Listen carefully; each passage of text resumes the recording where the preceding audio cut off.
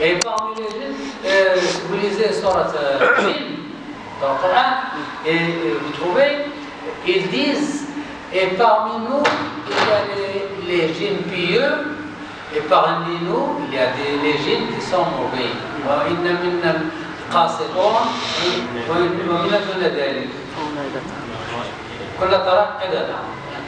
nous, il y a des djinns qui sont bien, et parmi nous, il y a des djinns qui sont mauvais. C'est comme nous les humains. Et les anges? Oui, parmi les anges, oui. Non, les anges, non. Les anges, ils sont tous pieux. Les anges, ils sont créés de la lumière et ils sont purs. Mais seulement Iblis. Mais seulement les djinns, Iblis et sa descendance. Mais Iblis a commencé comme un ange. Oui, comment? Comme ange. Iblis était correct. Avant la création d'Adam, il était correct. Il était parmi les anges. Il adorait Allah parmi les anges. Et puis, lorsqu'Allah a créé Adam, Allah subhanahu wa ta'ala a dit aux anges, et Iblis était parmi eux, dit, voilà, je vais créer une personne. Quand je l'ai créé, quand je l'ai soufflé en lui de mon âme, vous vous prosternez pour lui. Iblis a refusé. Il dit, non, moi, je suis créé du feu, et lui, il est créé de la terre. Le feu est meilleur que la terre. Moi, je ne vais pas me prosterner. Voilà, la preuve que Iblis était un djinn, oui, de nature. Oui. Il n'était pas de nature ange. Non, non. Il n'a Iblis qu'un djinn. Voilà, donc lui, il était créé comme les djinns ont été créés. Il avait donc ce sentiment de comment dirais-je, l'arrogance, tout ça. Donc par contre les anges ils ne sont pas arrogants. Non. Donc lui, c'est ça. Voilà.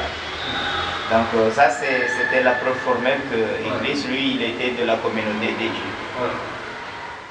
Malgré cette adoration exemplaire. Elle a tout perdu. Ouais. En un seul jour.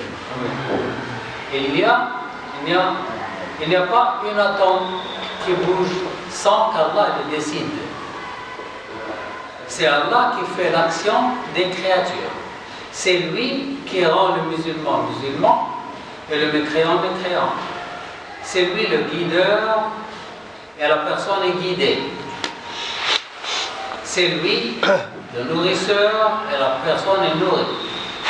Mais vous ne pouvez vouloir que si Allah veut. Lui, le Seigneur de l'univers. Et lorsque tu l'enseignes, ce n'est pas toi qui l'enseigne, mais c'est Allah qui l'enseigne. Alors, tout ce qui arrive dans le monde, c'est par la volonté d'Allah, par la décision d'Allah. Et les mauvaises choses, les kasabat aydikum. Pardon? Pour les mauvaises choses, c'est Allah a dit kasabat aydikum, c'est ce que nous oui. On va voir une page qui explique ceci.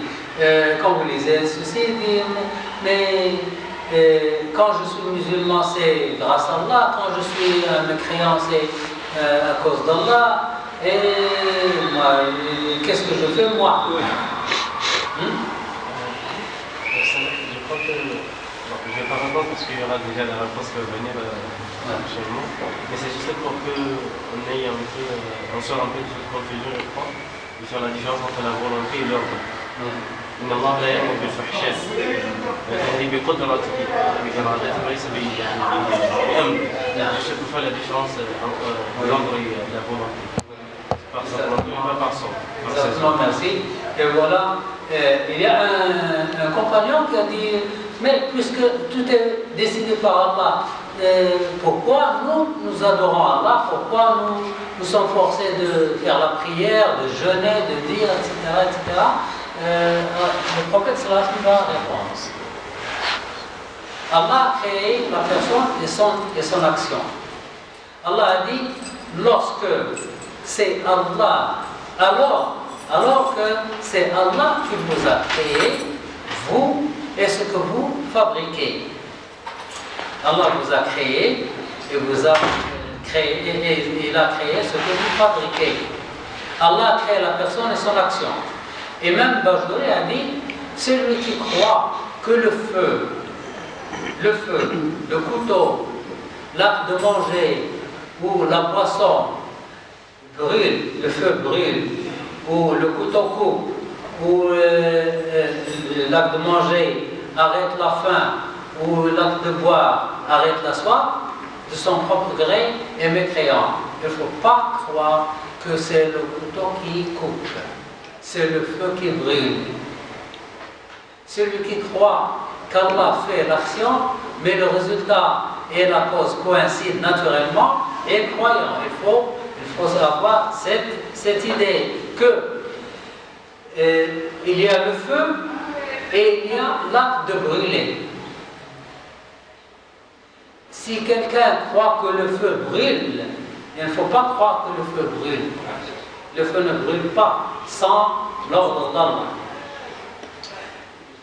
Ce qui arrive, c'est que le feu et l'action de brûler arrivent simultanément.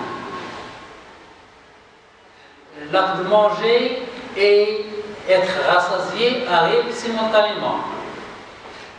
Ce qui est sûr est de croire qu'Allah crée la personne et son action.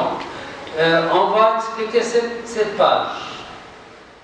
On donne l'exemple d'Ibrahim Khalil et d'Ibrahim Khalil. Allah crée la personne et son action. Tous les gens de la Sunna sont d'accord qu'Allah fait que la cause et la conséquence vont ensemble naturellement. La cause et la conséquence vont ensemble. Allah crée la brûlure quand on met une chose dans le feu. Ce n'est pas le feu qui brûle, c'est la décision d'Allah. La guérison, quand on prend le médicament, et quelqu'un est malade, il prend le médicament, ce n'est pas le médicament qui guérit, c'est Allah qui guérit.